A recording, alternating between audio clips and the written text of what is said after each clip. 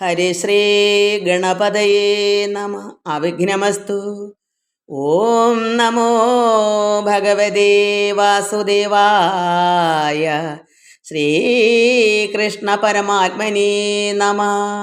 ഓം ഗുരുബ്രഹ്മ ഗുരുർവിഷ്ണു ഗുരുർദേവോ മഹേശ്വര. ഗുരു സാക്ഷാത് പരബ്രഹ്മ തസ്മൈ ശ്രീ ഗുരവേ നമ. ഗുരുനാഥൻ തുണ ചെയ്യുക സന്തതം, തിരുനാമങ്ങൾ നാവിന്മേലെപ്പോഴും. പിരിയാതെ ഇരിക്കണം നമ്മുടെ നരജന്മം സഫലമാക്കിയിടുവാൻ. കൃഷ്ണ കൃഷ്ണ മുകുന്ദ ജനാർദ്ദന, കൃഷ്ണ ഗോവിന്ദ നാരായണ ഹരി. അച്യുതാനന്ദ ഗോവിന്ദ മാധവ, സച്ചിദാനന്ദ നാരായണ ഹരേ. എല്ലാ ഭക്തമക്കൾക്കും എൻ്റെ വിനീതമായ പ്രണാമം. എല്ലാ മക്കളെയും ഭഗവാനിൽ അർപ്പിക്കുന്നു. എല്ലാവരുടെയും കമൻസുകളെല്ലാം ഭഗവാനിൽ അർപ്പിക്കുന്നു. ഓം ലോക സമസ്ത സുഖിനോ ഭവന്തു. എല്ലാവർക്കും സുഖമുണ്ടാകണം, എല്ലാവർക്കും ശാന്തി സമാധാനവും ഉണ്ടാകണം. ഭഗവാനോട് പ്രാർത്ഥിക്കുന്നു. ഓം ലോക സമസ്ത സുഖിനോ ഭവന്തു. നമ്മളിവിടെ ഭാഗവത പാരായണം പരശുരാമ അവതാരം വായിച്ചുകൊണ്ടിരുന്നതാണല്ലോ. യമദഗ്നി മഹർഷിയുടെ മകനാണ് രേണുകയുടെ പരശുരാമൻ ജ്യേഷ്ഠന്മാരൊക്കെ ഉണ്ട്. ഇളയതാണ് പരശുരാമൻ, ഭഗവാന്റെ അവതാരമായി വന്നത്. പരശുരാമൻ ഇവിടെ ഒടുക്കം, അതായത് നമ്മൾ വായിച്ച് നിർത്തിയത് എന്താ, അതായത് യമദഗ്നി മഹർഷിയുടെ ആശ്രമത്തിൽ നായാട്ടിന് പോയി ആരാ, കാർത്തവീര്യൻ അർജുനൻ. അങ്ങനെ ആശ്രമത്തിൽ ചെന്നപ്പോൾ നന്നായി സൽക്കരിച്ചു രാജാവിനെ യമദഗ്നി മഹർഷി. അപ്പോൾ എങ്ങനെ ഇതെല്ലാം അവിടെ പെട്ടെന്ന് ഇങ്ങനെയെല്ലാം വന്നു ഈ ഭക്ഷണങ്ങളെല്ലാം, രാജഭോഗങ്ങളെല്ലാം. അപ്പോൾ അറിഞ്ഞു ഇത് ഹോമധേനു, അതായത് ഹോമം ചെയ്യാനാണല്ലോ വേണ്ടുന്നതൊക്കെ, പാലും നെയ്യൊക്കെ അവിടെ വേണം, അതിനു വേണ്ടിയുള്ള പശുവാണ് അത്. ഇതെനിക്ക് തന്നെ അടങ്ങണം, എനിക്ക് തന്നെ കിട്ടണം എന്ന് കരുതി ഇദ്ദേഹം ദൂതന്മാരെ, അതായത് അദ്ദേഹത്തിൻ്റെ ശിങ്കണ്ഡികളെ, ദാസന്മാരെ അയച്ച് പശുവിനെ മോഷ്ടിച്ചുകൊണ്ട് പോകാനായിട്ട്. അങ്ങനെ യമദഗ്നി മഹർഷിയുടെ ആശ്രമത്തിൽ വന്ന് ഈ ദൂതന്മാർ രാജാവ് പറഞ്ഞു വിട്ടതനുസരിച്ച് പശുവിനെയും കൊണ്ടുപോയി, കുട്ടിയെയും മത്സ്യത്തിനെയും കൊണ്ടുപോയി. അപ്പോൾ പരശുരാമൻ അറിഞ്ഞു, ഭവനത്തിൽ ആശ്രമത്തിൽ വന്നപ്പോൾ അറിഞ്ഞു ഇങ്ങനെ കൊണ്ടുപോയെന്ന്. അങ്ങനെ പരശുരാമൻ ചെന്ന് വീണ്ടെടുത്തുകൊണ്ട് വന്നു. നന്നായി യുദ്ധമൊക്കെ ചെയ്ത് പശുവിനെയും കൊണ്ട് വന്നു. അപ്പോൾ ഈ വൃത്താന്തം യമദഗ്നി അറിഞ്ഞു, മഹർഷി അറിഞ്ഞു. എത്രയും പാപം വന്നു നിനക്ക് കുമാരക, ഇത് പാപമാണ്. ഇത് ഈ രാജാക്കന്മാർ എന്താ, പിന്നെ ഈ ഈശ്വരാംശമുള്ളവരാണ് രാജാക്കന്മാർ, അതുകൊണ്ടത് പാപമാണ് നീ ചെയ്തത്. ഭൂപതി തന്നെ കൊന്നാൽ എന്ത് വരും, ഭൂപതി ആരാ, രാജാവ്. അതുകൊണ്ട് എന്ത് വേണം, നീ എല്ലാ തീർത്ഥങ്ങളാടണം, എല്ലായിടവും പോയി ഭഗവാനെ പ്രാർത്ഥിച്ച് തീർത്ഥങ്ങളാടി വരണം. അങ്ങനെ പിതാവിൻ്റെ വാക്ക് കേട്ട് ഇദ്ദേഹം എല്ലാ സ്ഥലങ്ങളിലും പോയി ചുറ്റിക്കറങ്ങി പ്രാർത്ഥിച്ച് 1 വർഷക്കാലം ഭഗവാൻ നാരായണനെ, വിഷ്ണുവിനെ പ്രാർത്ഥിച്ച് അതെല്ലാം പാപങ്ങളെല്ലാം നശിച്ചിട്ട് വന്നു, ആശ്രമത്തിലേക്ക് തിരിച്ചു വന്നു. അങ്ങനെ ഇരുന്ന ഒരു ദിവസം എന്ത് വന്നു, ജലം കൊണ്ടുവരാനായി അമ്മയായ രേണുക, യമദഗ്നി മഹർഷി ഹോമമൊക്കെ ചെയ്യാനുള്ള ആരംഭത്തിൽ ജലത്തിന് വേണ്ടി ഗംഗാനദിയിലാണല്ലോ പോകുന്നത്. അങ്ങനെ അവിടെ ജലം എടുക്കാനായിട്ട് പോയപ്പോൾ എന്ത് കണ്ടു, സുന്ദരിയായ രേണുക ഗംഗതൻ തീരത്ത് ചെന്നപ്പോൾ ചിത്രരഥനാകിയ ഗന്ധർവേന്ദ്രനെ കണ്ടു. എങ്ങനെ കണ്ടു, സുന്ദരനും അതായത് ഈ ചിത്രരഥനും സുന്ദരിമാരുമായിട്ട് ജലമധ്യേ ആനന്ദത്തോടെ അവർ സന്തോഷമായിട്ട് ജലക്രീഡ ചെയ്യുന്നു. സന്തോഷമായിട്ട് അങ്ങോട്ടിട്ട് നീന്തിയും തുടിച്ചും കളിച്ചും ഇങ്ങനെ സന്തോഷമായിട്ട് അങ്ങനെ നിന്നപ്പോൾ ഈ രേണുക അല്പസമയം അവിടെ നിന്ന് സന്തോഷമായിട്ട് നിന്ന് കണ്ടുപോയി. അങ്ങനെ ആ മാനസം ഗന്ധർവനിൽ ചെറ്റു ചെന്നത് മൂലം അല്പസമയത്തേക്ക്. അപ്പം തന്നെ ആ രേണുകയ്ക്ക് ഓർമ്മ വന്നു, ഹോമവേലയും മറന്ന ആദരാൽ ഗന്ധർവനെ കാമിനി ചെറ്റുനേരം നോക്കി നിന്നത് തഥാ. അപ്പോൾ കഷ്ടം എന്ന് ഓർത്ത്, പെട്ടെന്ന് തന്നെ ഓർത്ത് ഭർത്താവിനെ പേടി യമദഗ്നി മഹർഷി ശപിക്കും. കഷ്ടമെന്നോർത്ത് ഭർത്തൃശാപ ശങ്കിതയായിട്ട് പെട്ടെന്ന് ജലവും കൊണ്ട് ആശ്രമത്തിൽ വന്നു.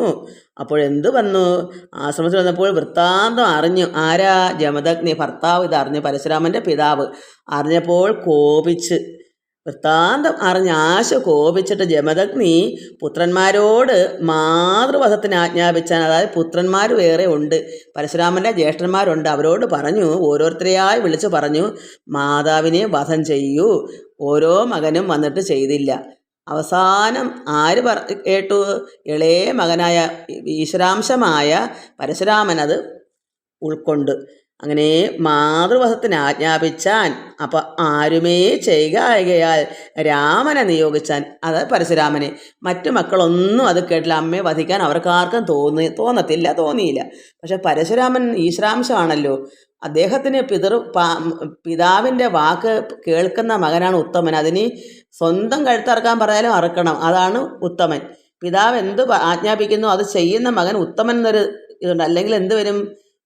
പാപം അധമനായി പോകത്തില്ലയോ? അതുകൊണ്ട് യഥാർത്ഥ ജ്ഞാനിയായ ഉത്തമനായ മക്കൾ പറയുന്ന എന്ത് അനുസരിക്കും എന്നുള്ളതാണ് യഥാർത്ഥ നിയമം. വെച്ചാൽ ശാസ്ത്രം അങ്ങനെയാണ്. അതുകൊണ്ട് പരശുരാമൻ അതങ്ങ് ഏറ്റെടുത്തു. നമുക്ക് അവിടെ നിന്നിട്ട് ഇനി വായിക്കണമല്ലോ.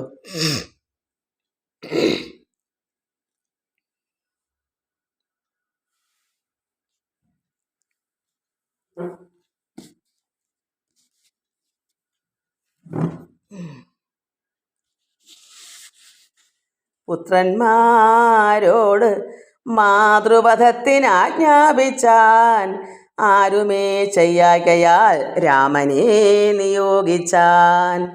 സാരനാം രാമൻ പിതൃഗൗരവം നിനച്ചുടൻ മാതാവിനോട് കൂടെ ഭ്രാതാക്കന്മാരെ കൊന്നാൻ. ഇവിടെ മാതാവിനെ കൊല്ലാൻ പറഞ്ഞപ്പോൾ മൂത്ത ജ്യേഷ്ഠന്മാരൊന്നും ചെയ്തില്ല. അപ്പോൾ പിതാവ് എന്താ പറഞ്ഞത്? അനുസരിക്കാത്ത മക്കളെയും കൊല്ലണം, ഈ മാതാവിനെയും ഉൾപ്പെടെ, ജ്യേഷ്ഠന്മാരുൾപ്പെടെ മാതാവിനെയും വധിക്കണം. അതുകൊണ്ട് എന്ത് വന്നു? മാതാവിനോട് കൂടെ ഭ്രാതാക്കന്മാരെയും കൊന്നു. സഹോദരങ്ങളാണ് ഭ്രാതാക്കന്മാർ. അപ്പോഴെന്ത് വന്നു? സന്തോഷമായി. ആർക്കാണ്? മുനിക്ക്. കാരണം അനുസരിച്ച മകനാണല്ലോ. അപ്പം പിന്നെ സന്തോഷമല്ലേ. പ്രീതനായി മുനി വരം വരിക്കുന്നുരച്ചപ്പോൾ അപ്പോൾ സന്തോഷത്തോട് പറഞ്ഞു, ഇനി നിനക്ക് വേണ്ടുന്ന വരം ചോദിക്കാം. അനുസരിച്ചല്ലോ, അതുകൊണ്ട് നിനക്ക് എന്താ വരം വേണ്ടത്? പരശുരാമന് അപ്പോൾ പറഞ്ഞു, വധിച്ച ജനം ഇപ്പോൾ വൈകാതെ ജീവിക്കണം. വധിച്ച വാർത്ത ആർക്കും മനസ്സിൽ തോന്നിയിടല്ല. ഈ മരിച്ചവർ വധിച്ചല്ലോ, അവരെല്ലാം പെട്ടെന്ന് തന്നെ ജീവിക്കണം, വൈകാതെ. വധിച്ച വാർത്ത ആർക്കും മനസ്സിൽ തോന്നുകയും അരുത്. അവർ ഉണർന്നെഴുന്നേക്കുന്നത് പോലെ അവരറിയരുത്. അവർ വധിച്ചു എന്നുള്ള കാര്യം അമ്മയോ ഈ ജ്യേഷ്ഠന്മാരോ അറിഞ്ഞുകൂടാ. അവരിവിടെ മരിച്ചു കിടക്കുവാണെന്ന് അവരങ്ങനെ സംഭവിച്ചു എന്നുള്ള ചിന്ത അവർക്കുണ്ടാകരുത്. അതുകൊണ്ട് എന്ത് പറഞ്ഞു? വധിച്ച വാർത്ത ആർക്കും മനസ്സിൽ തോന്നിയിടല്ല എന്ന് ചൊല്ലിയ നേരം അങ്ങനെ തന്നെ മുനി ചൊന്നൊരു നേരം. എന്നാൽ അങ്ങനെ തന്നെ ആകട്ടെ, തഥാസ്തു എന്ന് പറയുമല്ലോ. അപ്പോൾ തന്നെ എന്ത് വന്നു? ആ നേരം തന്നെ എഴുന്നേറ്റിതങ്ങ് എല്ലാവരും. അപ്പോൾ എന്ന് ചൊല്ലി അങ്ങനെ തന്നെ ആകട്ടെ ചൊല്ലിയ നേരം അങ്ങനെ തന്നെ മുനി ചൊന്ന് പറഞ്ഞു. ആ നേരം ചൊന്നൊരു നേരം എഴുന്നേറ്റിതങ്ങ് എല്ലാവരും അങ്ങ് എഴുന്നേറ്റു. സൗണ്ട് അടപ്പുണ്ട്. വിദ്രുതം നിൽക്കുക എല്ലാവരും. നിദ്ര ചെയ്തുണർന്നതുപോലെ അങ്ങെല്ലാവരും. അപ്പോഴെങ്ങനെയാ? ഉറക്കത്തിൽ നിദ്രയിൽ നിന്ന് എഴുന്നേൽക്കുന്നത് പോലെ. കാരണം അങ്ങനെയാണല്ലോ വരം ചോദിച്ചേക്കുന്നത്. ആരും വധിച്ചെന്നുള്ള അറിവുണ്ടാകരുത്. അവരുടെ മനസ്സിൽ അങ്ങനെ അറിയരുത്. അവർക്ക് ഉറങ്ങി എണീക്കുന്ന പോലെ എണീക്കണം. അങ്ങനെ നിദ്ര ചെയ്ത് ഉണർന്നതുപോലെ എല്ലാവരും വിദ്രുത മുനിവര പാദങ്ങൾ വണങ്ങിനാൻ. അങ്ങനെ അവരെല്ലാം അതുപോലെ എഴുന്നേറ്റ് പിതാവിൻ്റെയും, അതായത് രേണുക ഭർത്താവിൻ്റെയും മറ്റു മക്കൾ പിതാവ്, അവരെല്ലാവരും വണങ്ങി മുനിയെ. താതനെ വധിച്ച് അത് ചിന്തിച്ചു ദിനംതോറും ഏതുമേ സുഖമില്ലാതെ അർജുന തനയന്മാർ. അപ്പോൾ അർജുനൻ്റെ തനയന്മാർ മക്കൾ എന്താ ചെയ്തേ? കാരണം ഇവിടെ ഈ താതനെ, അതായത് താതനെ വധിച്ചത് ചിന്തിച്ച് ദിനംതോറും അവൻ്റെ പേരെന്തോ, കാർത്തവീര്യാർജുനൻ. ഈ കാർത്തവീര്യാർജുനെ വധിച്ചതൊന്നും ഓർത്തോർത്തിരിക്കുകയാണ് അദ്ദേഹത്തിൻ്റെ മക്കൾ. അദ്ദേഹത്തിനെ വധിച്ചിട്ടാണല്ലോ 17 അശ്വഘണിപ്പടയും എല്ലാം നശിപ്പിച്ച് എല്ലാം കഴിഞ്ഞിട്ട് അയാളെയും കൊന്നിട്ടാണല്ലോ ഈ പശുവിനെയും കൊണ്ട് ഇനി വന്നത്. അപ്പോൾ എന്ത് വന്ന് അവിടുത്തെ പുത്രന്മാർക്ക്, തനയന്മാരെന്ന പുത്രന്മാർക്കെല്ലാം എന്ത് വന്ന്, ദിനംതോറും ദിവസം തോറും സുഖമില്ല. ഈ പിതാവിനെ കൊന്നല്ലോ ഈ പരശുരാമൻ ഇങ്ങനെ ചിന്തിച്ചിരുന്നപ്പോൾ ഒരു ദിവസം അത് താതനെ വധിച്ചത് ചിന്തിച്ചു ദിനംതോറും ഏതുമേ സുഖമില്ലാതെ അർജുന തനയന്മാർ രാമനെ ഭയപ്പെട്ടു. സമയം പാർത്തു ഭീമന്മാരവർ ജമദഗ്നി തന്ന ആശ്രമത്തിൽ ചെന്നിതു. രാമൻ പോയതറിഞ്ഞു. രാമൻ അവിടെ ഇല്ല എന്നറിഞ്ഞുകൊണ്ട് എന്നും ഇങ്ങനെ ദുഃഖിച്ചിരിക്കുകയാണ്. ഞങ്ങളുടെ പിതാവിനെ കൊന്നവനാണ് എന്നും പറഞ്ഞിങ്ങനെ ഇരുന്ന് സമയം പാർത്തിരുന്ന് എപ്പോഴാ ആശ്രമത്തിൽ നിന്ന് പരശുരാമൻ വെളിയിലേക്ക് പോകുന്നത് നോക്കിയിരുന്ന്. അങ്ങനെ രാമൻ പോയതറിഞ്ഞുകൊണ്ട് ഈ തനയന്മാർ ഇവിടെ വന്നു, ആശ്രമത്തിൽ വന്നു. അങ്ങനെ മുനിവരൻ അന്നേരം ബ്രഹ്മധ്യാനം ചെയ്തങ്ങ് വസിക്കുന്നു. ആരാ? ജമദഗ്നി. ഈ പിള്ളേർ തനയന്മാർ വന്നപ്പോൾ പരശുരാമൻ ഉണ്ടെങ്കിൽ ഒന്നും നടക്കത്തില്ലല്ലോ. അതുകൊണ്ട് അദ്ദേഹം ഇറങ്ങി പോകുന്ന സമയം നോക്കി പിള്ളേർ വന്നു. അർജുനൻ്റെ മക്കൾ വന്നു. കാർത്ത, വീര്യ, അർജുനൻ്റെ മക്കൾ. ഞാൻ എപ്പോഴും അത്രയും വാക്ക് പറയാൻ കാരണം ഞാൻ അർജുനൻ എന്ന് പറയും. അപ്പോൾ അദ്ദേഹത്തിൻ്റെ മക്കൾ ഇങ്ങനെ വന്ന് അപ്പോഴെന്ത് ചെയ്തു? ജമദഗ്നി മഹർഷി ഇങ്ങനെ ധ്യാനത്തിലായിപ്പോയി. അന്നേരം ബ്രഹ്മധ്യാനം ചെയ്തങ്ങ് വസിക്കുന്നു. അല്ലെങ്കിലും അദ്ദേഹം ഒന്നും ചെയ്യത്തില്ലല്ലോ. കണ്ഠവും മുറിച്ചുകൊണ്ട് അങ്ങ് അവർ പോയി ഇടിനാർ. ധ്യാനിച്ചിരുന്ന മഹർഷിയുടെ കണ്ഠം മുറിച്ചു. ഈ മക്കൾ വന്നു. ആരും ചോദിക്കാൻ അവിടെ ഇല്ല. അഥവാ ഉണ്ടെങ്കിൽ തന്നെയും മൂത്ത മക്കളുണ്ടായാലും ഈ പരശുരാമനെ പോലുള്ള ശക്തിയൊന്നും അവർക്കില്ലല്ലോ. അവർ വലിയ തനയന്മാരാണ് വന്നേക്കുന്നത്. നല്ല കരുത്തുള്ളവരാണ് ഈ കാർത്തവീര്യൻ്റെ മക്കൾ. അവർ വന്ന് മഹർഷിയുടെ കണ്ഠം മുറിച്ച് കൊണ്ടങ്ങവർ പോയിടിന. അതൊക്കെ കണ്ഠവും കൊണ്ടുപോയി. കുണ്ഠയായി രേണുകയും വാവിട്ടങ്ങലറിനാൾ. അങ്ങനെ വിഷമിച്ച് മാതാവ്, അതായത് ഭാര്യ, വാവിട്ടങ്ങ് അലറി. രാമേതി മാതൃശബ്ദം കേട്ടൊരു രാമൻ ആമയം പൂണ്ട് വേഗം ഓടിച്ചെന്നൊരു നേരം താതനെ വധിച്ചത് കണ്ട് അതിശോകം പൂണ്ട് താതേതി വിലപിച്ച അതിശോകത്തോടും. അങ്ങനെ അമ്മ വിടന്ന് നിലവിളിച്ചപ്പോൾ മകൻ പരശുരാമൻ വന്ന് നോക്കിയപ്പോൾ എന്താ? താതനെ വധിച്ചു. അത് കണ്ട് ശോകം പൂണ്ട് സങ്കടം വന്നിട്ട് താതേതി വിലപിച്ച അതിശോകത്തോടും ദേഹത്തെ ജ്യേഷ്ഠസന്നിധി വച്ചുകൊണ്ട് ഈ പിതാവിൻ്റെ ദേഹം മറ്റ് ജ്യേഷ്ഠന്മാരുടെ മുന്നിൽ വച്ചിട്ട് ഇദ്ദേഹം എന്ത് ചെയ്തു? ചേതസി കോപത്തോടും പുക്കിതു മാഹിഷ്മതി. അർജുനൻ്റെ വീട്ടിലേക്ക് ചെന്നു, മാഹിഷ്മതിയിലേക്ക് ആ രാജധാനിയിലേക്ക് ചെന്നു. കാർത്തവീര്യൻ്റെ സുതന്മാരെയും ശേഷിച്ചുള്ള പാർത്ഥിവ ഗണത്തെയും കൊന്നൊടുക്കിനാൻ. അങ്ങനെ ആ മാഹിഷ്മതി ചെന്ന് കാർത്തവീര്യൻ്റെ മക്കളായ സുതന്മാരുടെ മക്കൾ ശേഷിച്ചുള്ള പാർത്ഥിവ ഗണത്തെ കൂട്ടത്തോടെ കൊന്നൊടുക്കിനാൻ. മക്കളെയും അവിടെയുള്ള മറ്റ് ആൾക്കാരെയും ഒക്കെ കൊന്നു. ക്ഷത്രിയ വംശമെല്ലാം 37 വട്ടം രാമൻ എത്രയും കോപത്തോട് കൊന്നൊടുക്കിയ ശേഷം, ഇതാണ് നമ്മൾ രാമായണത്തിലൊക്കെ ഇവിടെ വായിച്ചല്ലോ, 21 വട്ടം. ഇതാണ് കാരണം. പിതാവിനെ ഞാനിത് എന്നോ വായിച്ചതിൻ്റെ ഓർമ്മയിരുന്നാണ് ഞാൻ എന്തൊക്കെയോ അതിൽ കൂടെ പറഞ്ഞത്. ഇതിൻ്റെ ഓർമ്മയില്ല, ഞാൻ പിന്നെ വായിക്കുന്നില്ലല്ലോ ഇതൊന്നും. ഒരു വട്ടം വായിച്ചാൽ പിന്നെ അങ്ങനെ എല്ലാം എപ്പോഴും എടുക്കാൻ പറ്റത്തില്ലല്ലോ. അങ്ങനെ ഏതൊക്കെ വായിക്കാൻ പറ്റും? അതുകൊണ്ട് ഇങ്ങനെ ഇത്രയും പ്രാവശ്യം ഈ ദേഷ്യം വരാൻ കാരണം പിതാവിൻ്റെ കണ്ഠം മുറിച്ചുകൊണ്ട് അർജുനൻ പോയി. അത് മാത്രമാണ്. അദ്ദേഹം എന്താ കുറ്റം ചെയ്തത്?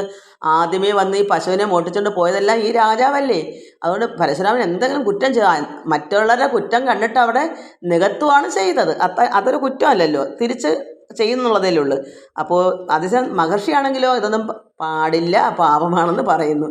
അത് മുനിയല്ലേ. അതുകൊണ്ട് ക്ഷത്രിയവംശമെല്ലാം 37 വട്ടം രാമൻ എത്രയും കോപത്തോട് കൊന്നൊടുക്കിയ ശേഷം പാർത്ഥിവ രക്തങ്ങളാൽ സമന്ത പഞ്ചകത്തിൽ തീർത്തിതു പഞ്ചഹൃതം എത്രയും മഹാമുഖ്യം. അതാണ് രക്തങ്ങളാൽ കുളിപ്പിക്കുന്നത്. പാർത്ഥിവ രക്തങ്ങളാൽ അത്രമാത്രം രക്തപ്പുഴയുണ്ടായോടെ. സമന്ത പഞ്ചകത്തിൽ തീർത്തിതു പഞ്ചഹൃതം എത്രയും മഹാമുഖ്യം. ആയതിൽ കുളിച്ച ആശു പിതൃദേവാദികളെ മായമെന്നിയെ രാമൻ തർപ്പിച്ച് വിധി പോലെ.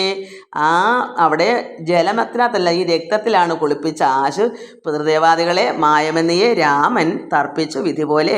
പിന്നത്തൻ പിതാവിന് ശിരസ് സന്ധിപ്പിച്ചു ധന്യനാം രാമൻ അഗ്നിഹോത്ര സംസ്കാരപൂർവം യജ്ഞപുരുഷനാകും ഹരിയെ യജിച്ചിതു.